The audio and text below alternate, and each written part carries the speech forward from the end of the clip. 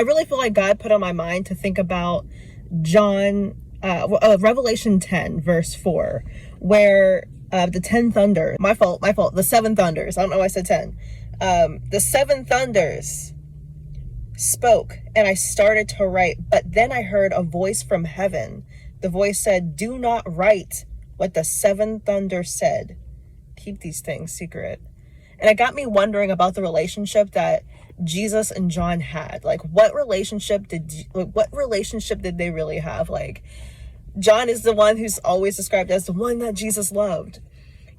Do you know how intensely close that Jesus and John were to be considered loved like that? Like, he really would put with, like, he was saying with his chest, which makes me want to remember Abraham and Moses. Like, Moses literally got to sit in God's presence to the point that he glowed with his glory when he went down the mountain.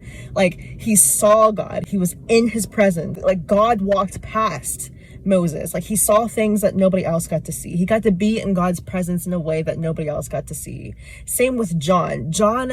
Even like John's book, from all the other like New Testament books, is written very differently from the others. Like, it is very, very different. And there's something about John that I love. I love how poetic it is. I love how it's written. It's just written from such a different perspective and has a different wisdom to it, that you can tell that he was sitting in the presence of God, of the Lord. I say all this to say that Jesus trusted John enough with something to keep secret.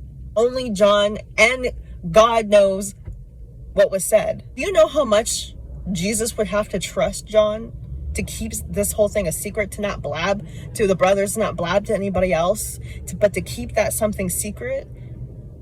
What kind of bond did they have? And I'm specifically emphasizing this because this is exactly where we should be, in the seat, on our hands and knees, face implanted into the ground, seeking the Lord and humbling ourselves and to be in the presence of God, because Jesus is coming soon. Like, God is going to be coming soon. You will see him coming on the clouds. You will see the events of Revelation come to pass. Jesus is coming soon. We should be seeking his face more now than ever. And the things that I was watching today, I like low-key felt convicted, because